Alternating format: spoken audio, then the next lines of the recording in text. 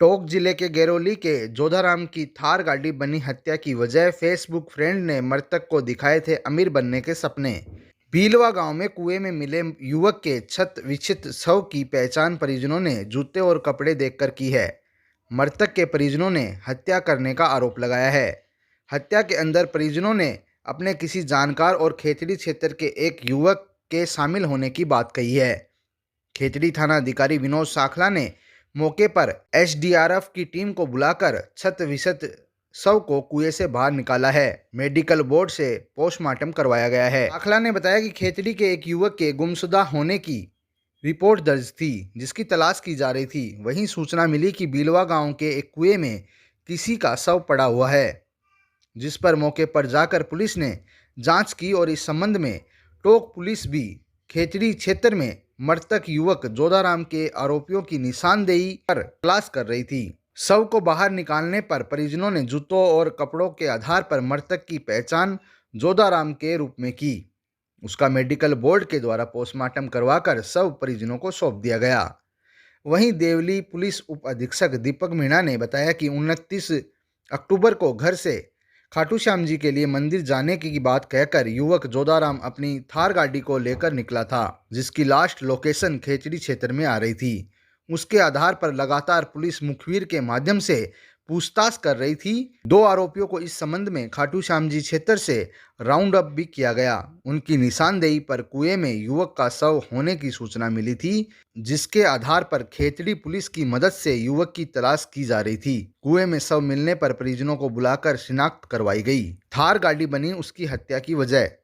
मृतक जोधाराम के पिता बाबूलाल के पास एक थार गाड़ी थी, जो उसकी हत्या की वजह बनी है। जोधाराम अपने पिता के सेटरिंग के काम में हाथ बटाता था, लेकिन उसे वह काम रास नहीं आया।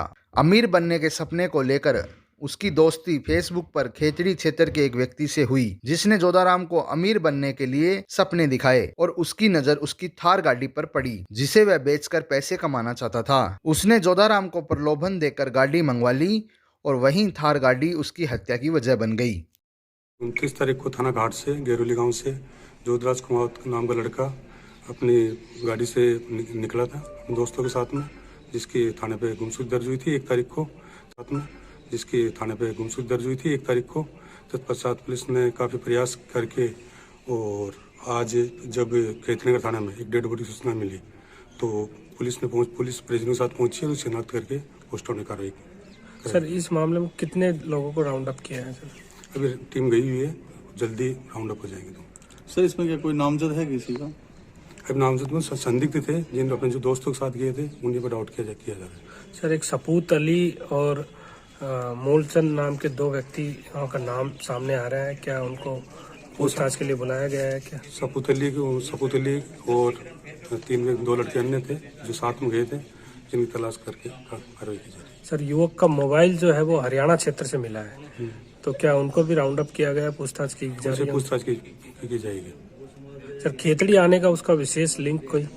खेतड़ी उनके साथ में एक लड़का था, वही खेतड़ी नगर का रहने वाला था, इसलिए साथ में था। तो सर, उसकी जान पहचान उससे कैसे हो पाई? क्या उससे पहले हमारे थाना इलाके में अभी कुछ दिन पहले सोनियों का लड़का गायब था, जिसकी एमपीआर थाने में दर्ज है, जिसकी जो अपने परिजनों को मरने की धमकी देकर निकला था। तो उसके संबंध में हम तलाश कर रहे थे उसको।